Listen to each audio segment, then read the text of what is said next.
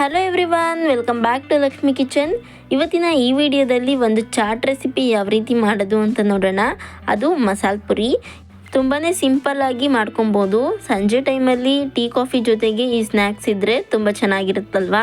ಹಾಗಿದ್ದರೆ ಈ ರೆಸಿಪಿ ಯಾವ ರೀತಿ ಮಾಡೋದು ಅಂತ ನೋಡೋಣ ಬನ್ನಿ. ಮೊದಲಿಗೆ ಒಂದು ಕುಕ್ಕರ್ಗೆ ಒಂದು 4 ಆಲೂಗೆಡ್ಡೆನ ಈ ರೀತಿ ಸಿಪ್ಪೆ ತೆಗೆದ್ಬಿಟ್ಟು 2 ಭಾಗ ಮಾಡ್ಕೊಂಡಿದ್ದೀನಿ. ಅದಕ್ಕೀಗ ಸ್ವಲ್ಪ ಮುಳುಗುವಷ್ಟು ನೀರನ್ನ ಸೇರಿಸ್ಕೊಂಡು ರುಚಿಗೆ ತಕ್ಕಷ್ಟು ಉಪ್ಪನ್ನು ಸೇರಿಸಿ ಒಂದು 3 ವಿಷಲ್ನ ಕೂಗಿಸ್ಕೊತಾ ಇದ್ದೀನಿ. 3 ವಿಷಲ್ ಆದಮೇಲೆ ಇದಕ್ಕೆ ನಾನು ಹಸಿ ಬಟಾಣಿನ ಸೇರಿಸ್ಕೊತಾ ಇದ್ದೀನಿ. ನೀವು ಬೇಕಿದ್ರೆ ಒಣ ಬಟಾಣಿ ಕೂಡ ಸೇರಿಸ್ಕೋಬೋದು. ನಾನು ಹಸಿ ಬಟಾಣಿ ಸೇರಿಸ್ಕೊತಾ ಇರೋದ್ರಿಂದ ಮೊದಲೇ ಒಂದು 3 ವಿಷಲ್ಲು ಆಲೂಗೆಡ್ಡೆನ ಬೇಯಿಸ್ಕೊಂಡು ನಂತರ ಈಗ ಹಸಿ ಬಟಾಣಿನ ಸೇರಿಸಿ 2 ವಿಷಲ್ನ ಕೂಗಿಸ್ಕೊತಾ ಇದ್ದೀನಿ. ಈ ರೀತಿ ಮಾಡೋದ್ರಿಂದ ಹಸಿ ಬಟಾಣಿ ಸ್ವಲ್ಪ ಹಾಗೇ ಇರುತ್ತೆ, ಜಾಸ್ತಿ ಏನು ಬೆಂದೋಗಲ್ಲ. ನಂತರ ಇದನ್ನು ಚೆನ್ನಾಗಿ ಸ್ಮ್ಯಾಶ್ ಮಾಡ್ಕೊಬೇಕು. ನಂತರ ಈಗ ಮಸಾಲೆನ ರೆಡಿ ಮಾಡ್ಕೊಳ್ಳೋಣ. ಅದಕ್ಕೆ ಒಂದು ಪ್ಯಾನ್ಗೆ ಒಂದು 3 ಟೇಬಲ್ ಸ್ಪೂನ್ ಆಗುವಷ್ಟು ಕುಕ್ಕಿಂಗ್ ಆಯಿಲ್ನ ಸೇರಿಸ್ಕೊಂಡು ಚೆನ್ನಾಗಿ ಕಾಯಿಸ್ಕೋಬೇಕು. ನಂತರ ಒಂದು 1/4 ಟೀ ಸ್ಪೂನ್ ಆಗುವಷ್ಟು ಜೀರಿಗೆ ಮತ್ತು ಮೆಣಸನ್ನ ಸೇರಿಸ್ಕೋಬೇಕು. ಹಾಗೆಯೇ 1 ಇಂಚ್ ಆಗುವಷ್ಟು ಚಕ್ಕೆನ ಸೇರಿಸ್ಕೋಬೇಕಾಗುತ್ತೆ, ಒಂದು ಸ್ವಲ್ಪ ಪೀಸ್ ಮಾಡಿ. ಹಾಗೆಯೇ ಸ್ವಲ್ಪ ಶುಂಠಿ ಮತ್ತು ಬೆಳ್ಳುಳ್ಳಿನ ಸೇರಿಸ್ಕೋಬೇಕು. ನಂತರ ಒಂದು ಈರುಳ್ಳಿನ ಒಂದು ಮೀಡಿಯಮ್ ಸೈಜಲ್ಲಿ ಕಟ್ ಮಾಡಿಬಿಟ್ಟು ಫ್ರೈ ಮಾಡ್ಕೊತಾ ಇದ್ದೀನಿ. ಇದೆಲ್ಲ ರುಬ್ಕೋಬೇಕು, ಹಾಗಾಗಿ ಸ್ವಲ್ಪ ದಪ್ಪನಾಗಿಯೇ ಹಾಕೋತಾ ಇದ್ದೀನಿ. ನಂತರ ನಿಮಗೆ ಖಾರಕ್ಕೆ ಎಷ್ಟು ಬೇಕೋ ಅಷ್ಟು ಹಸಿಮೆಣ್ಸಿನ್ಕಾಯಿನ ಸೇರಿಸ್ಕೋಬೇಕು. ಮೆಣಸಿನ್ಕಾಯಿನ ಈ ರೀತಿ ಸ್ವಲ್ಪ ಮುರಿದ್ಬಿಟ್ಟು ಸೇರಿಸ್ಕೊಳ್ಳಿ, ಇಲ್ಲಾಂದರೆ ಸಿಡಿಯುತ್ತೆ. ನಂತರ ಇದಕ್ಕೆ ಒಂದು 2 ಟೊಮೆಟೊ ಹಣ್ಣನ್ನು, ಹುಳಿ ಟೊಮೆಟೊ ಹಣ್ಣನ್ನು ಮೀಡಿಯಮ್ ಸೈಜಲ್ಲಿ ಕಟ್ ಮಾಡಿ ಸೇರಿಸ್ಕೊತಾ ಇದ್ದೀನಿ. ಟೊಮೆಟೊನ 2 ಹಾಕಿ, ಯಾಕೆ ಅಂತ ಅಂದರೆ ಟೊಮೆಟೊ ಜಾಸ್ತಿ ಹಾಕಿದಷ್ಟು ನಿಮಗೆ ಆಮ್ಚೂರು ಪೌಡ್ರು ಹಾಕುವಂಥ ಅವಶ್ಯಕತೆ ಇರೋದಿಲ್ಲ. ಇಷ್ಟನ್ನು ಹಾಕಿ ಒಂದು ಸಲ ಚೆನ್ನಾಗಿ ಫ್ರೈ ಮಾಡ್ಕೊಳ್ಳಿ. ನಂತರ 1 ಹಿಡಿ ಆಗುವಷ್ಟು ಕೊತ್ತಂಬರಿ ಸೊಪ್ಪು ಹಾಗೆ 1 ಹಿಡಿ ಆಗುವಷ್ಟು ಪುದೀನ ಸೊಪ್ಪನ್ನು ಹಾಕಿ ಚೆನ್ನಾಗಿ ಫ್ರೈ ಮಾಡ್ಕೋಬೇಕಾಗತ್ತೆ. ನಿಮ್ಗೇನಾದರೂ ಮಸಾಲೆ ಸ್ವಲ್ಪ ಗ್ರೀನ್ ಕಲರಲ್ಲಿ ಇರಬೇಕು ಅಂದರೆ ಪುದೀನ ಸೊಪ್ಪು ಮತ್ತು ಕೊತ್ತಂಬರಿ ಸೊಪ್ಪನ್ನು ನೀವು ಮಿಕ್ಸಿ ಮಾಡ್ತೀರಲ್ವ, ಮಿಕ್ಸರ್ ಜಾರ್ಗೆ ರುಬ್ಕೊಳ್ಳುವಾಗ ಹಾಕಬೇಕು. ಈಗ ನೋಡಿ ಇದಾಗಿದೆ. ಇದನ್ನು ಸ್ವಲ್ಪ ಹೊತ್ತು ಕೂಲಾಗಕ್ಕೆ ಬಿಟ್ಟು ಮಿಕ್ಸರ್ ಜಾರ್ಗೆ ಹಾಕ್ಕೊಂಡು ಸ್ವಲ್ಪ ನೀರನ್ನ ಸೇರಿಸ್ಕೊಂಡು ನುಣ್ಣಗೆ ರುಬ್ಕೋಬೇಕಾಗುತ್ತೆ.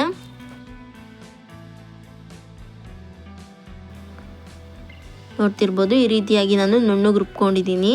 ನಂತರ ಈಗ ಅದೇ ಪ್ಯಾನ್ಗೆ ಒಂದು ಸ್ವಲ್ಪ ಎಣ್ಣೆ, ಅಂದರೆ ಆಗಲೇ ನಾವು ಎಣ್ಣೆ ಜಾಸ್ತಿ ಹಾಕಿದ್ದೀವಿ, ನೋಡಿಕೊಂಡು 1-2 ಸ್ಪೂನ್ ಆಗುವಷ್ಟು ಹಾಕಿ ಸಾಕು. ನಂತರ ಇದಕ್ಕೆ 1 ಸ್ಪೂನ್ ಆಗುವಷ್ಟು ಧನಿಯಾ ಪುಡಿ ಹಾಗೆ 1 ಸ್ಪೂನ್ ಆಗುವಷ್ಟು ಗರಂ ಮಸಾಲ, ಸ್ವಲ್ಪ ಜೀರಿಗೆ ಪುಡಿನ ಹಾಕಿ ಮಿಕ್ಸ್ ಮಾಡ್ಕೊಬೇಕಾಗುತ್ತೆ. ಈ ರೀತಿ ಎಣ್ಣೆಲಿ ಹುರಿಯೋದ್ರಿಂದ ಒಂದೊಳ್ಳೆ ಟೇಸ್ಟ್ ಇರುತ್ತೆ ಅಂತ ಹೇಳ್ಬೋದು. ನಂತರ ಈಗ ನಾವು ರುಬ್ಬಿಟ್ಕೊಂಡಿರೋವಂತಹ ಮಸಾಲೆನ ಹಾಕಿ 2 ಮಸಾಲೆ ಚೆನ್ನಾಗಿ ಹೊಂದ್ಕೋಬೇಕು, ಅಲ್ಲಿವರೆಗೂ ಚೆನ್ನಾಗಿ ಫ್ರೈ ಮಾಡಬೇಕಾಗುತ್ತೆ. ಮಸಾಲೆ ಬೆಂದು ಸ್ವಲ್ಪ ಎಣ್ಣೆ ಬಿಡ್ತಾ ಇರುತ್ತೆ. ಆ ಟೈಮಲ್ಲಿ ನಿಮಗೆ ಕನ್ಸಿಸ್ಟೆನ್ಸಿ ಎಷ್ಟು ಬೇಕೋ ಅಷ್ಟು ನೀರನ್ನ ಸೇರಿಸ್ಕೋಬೇಕಾಗುತ್ತೆ.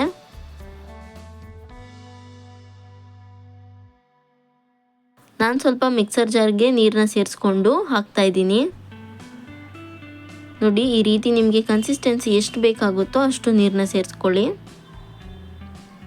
ತೆಳುವಾಯಿತು ಅಂತ ಏನು ಬೇಜಾರು ಮಾಡ್ಕೊಬೇಡಿ. ಈಗ ನಾವು ಬೇಯಿಸಿರುವಂತಹ ಆಲೂಗೆಡ್ಡೆ ಮತ್ತು ಬಟಾಣಿನ ಹಾಕ್ತೀವಲ್ವ, ಅದು ಗಟ್ಟಿ ಆಗುತ್ತೆ. ನೋಡಿ, ಈಗ ಬೇಯಿಸಿರುವಂತಹ ಆಲೂಗೆಡ್ಡೆ ಮತ್ತು ಬಟಾಣಿನ ಮ್ಯಾಶ್ ಮಾಡಿಬಿಟ್ಟು ಹಾಕೋಬೇಕು. ಆಲೂಗೆಡ್ಡೆನ ಚೆನ್ನಾಗಿ ಮ್ಯಾಶ್ ಮಾಡಿ, ಬಟಾಣಿ ಸ್ವಲ್ಪ ಬಾಯಿಗೆ ಸಿಗ್ತಾ ಇದ್ದರೆ ಚೆನ್ನಾಗಿರುತ್ತೆ. ಈಗ ಒಂದ್ಸಲ ಚೆನ್ನಾಗಿ ಮಿಕ್ಸ್ ಮಾಡಿಕೊಂಡು ರುಚಿಗೆ ತಕ್ಕಷ್ಟು ಉಪ್ಪನ್ನು ಹಾಕಬೇಕು.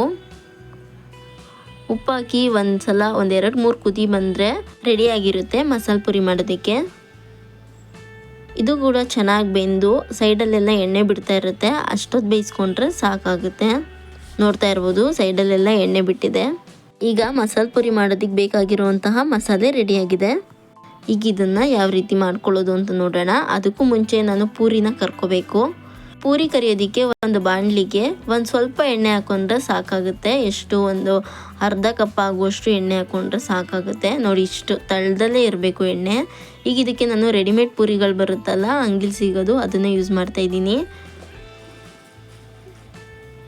ಸೊ ಟೈಮ್ ಕೂಡ ಸೇವ್ ಆಗುತ್ತೆ ಈ ರೀತಿಯಾದಂತಹ ಪೂರಿನ ಅಂಗಡಿಯಿಂದನೇ ತಂದು ಮಾಡಿಕೊಂಡ್ರೆ. ಇಲ್ಲ ಅಂದರೆ ನಿಮಗೆ ಟೈಮ್ ಇತ್ತು ಅಂದರೆ ಮನೇಲೇ ಮಾಡ್ಕೊಳ್ಳಿ. ನೋಡಿ, ಒಂದು 2-3 ನಿಮಿಷ ಅಷ್ಟೇ ತಗೊಳ್ಳೋದು, ಜಾಸ್ತಿ ಏನು ಟೈಮ್ ತಗೊಳ್ಳಲ್ಲ. ಈ ರೀತಿ ಪೂರಿಗಳನ್ನ ರೆಡಿ ಮಾಡಿ ಇಟ್ಕೋಬೇಕು. ನಾನು ಮತ್ತೊಂದು ಸಲ ಹಾಕಿ ನಿಮಗೆ ತೋರಿಸ್ತಾ ಇದ್ದೀನಿ. ಆದಷ್ಟು ಈ ಪೂರಿ ಕರಿಯೋದಕ್ಕೆ ತಳದಲ್ಲೇ ಎಣ್ಣೆ ಇರಬೇಕು, ಜಾಸ್ತಿ ಎಣ್ಣೆ ಏನು ಬೇಡ. ಕಡಿಮೆ ಎಣ್ಣೆಲೇ ಮಾಡ್ಕೊಬೋದು.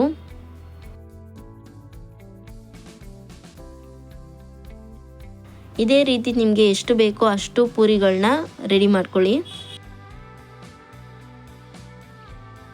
ನಂತರ ಈಗ ಮಸಾಲೆ ಪುರಿ ಯಾವ ರೀತಿ ಮಾಡೋದು ಅಂತ ನೋಡೋಣ.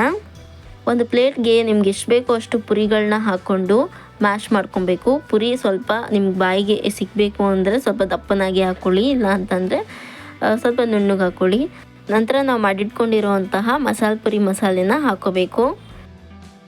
ಹಾಗೆಯೇ ಸಣ್ಣದಾಗಿ ಕಟ್ ಮಾಡ್ಕೊಂಡಿರುವಂತಹ ಈರುಳ್ಳಿ ಹಾಕ್ಕೋಬೇಕು. ಈ ಟೈಮಲ್ಲಿ ನಿಮಗೆ ಟೊಮೆಟೊ ಹಾಕ್ಕೋಬೇಕು ಅನಿಸಿದ್ರೆ ಟೊಮೆಟೊನೂ ಹಾಕ್ಕೊಳ್ಳಿ. ನಾನು ಟೊಮೆಟೊನ ಸ್ಕಿಪ್ ಮಾಡಿದ್ದೀನಿ. ಹಾಗೆಯೇ ಸಣ್ಣದಾಗಿ ತುರಿದಿಟ್ಕೊಂಡಿರುವಂತಹ ಕ್ಯಾರೆಟ್ನ ಕೂಡ ಸೇರಿಸ್ಕೊಳ್ಳಿ.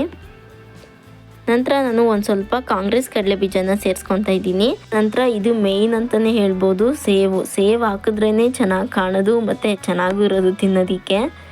ಹಾಗೆಯೇ ನಿಮಗೆ ಬೇಕಿದ್ದರೆ ಮೇಲೆ ಸ್ವಲ್ಪ ಗಾರ್ಲಿಷ್ಗೆ ಕೊತ್ತಂಬರಿ ಸೊಪ್ಪು ಕೂಡ ಹಾಕ್ಕೊಂಡ್ರೆ ಚೆನ್ನಾಗಿರುತ್ತೆ. ನಾನು ಕೊತ್ತಂಬರಿ ಸೊಪ್ಪೇನು ಹಾಕಿಲ್ಲ. ಇಷ್ಟು ಮಾಡಿಕೊಂಡ್ರೆ ಮನೇಲಿ ತುಂಬಾ ಸಿಂಪಲ್ಲಾಗಿ ಸಖತ್ ಟೇಸ್ಟಿಯಾಗಿರುವಂತಹ ಮಸಾಲೆ ಪುರಿನ ಮಾಡ್ಕೊಬೋದು.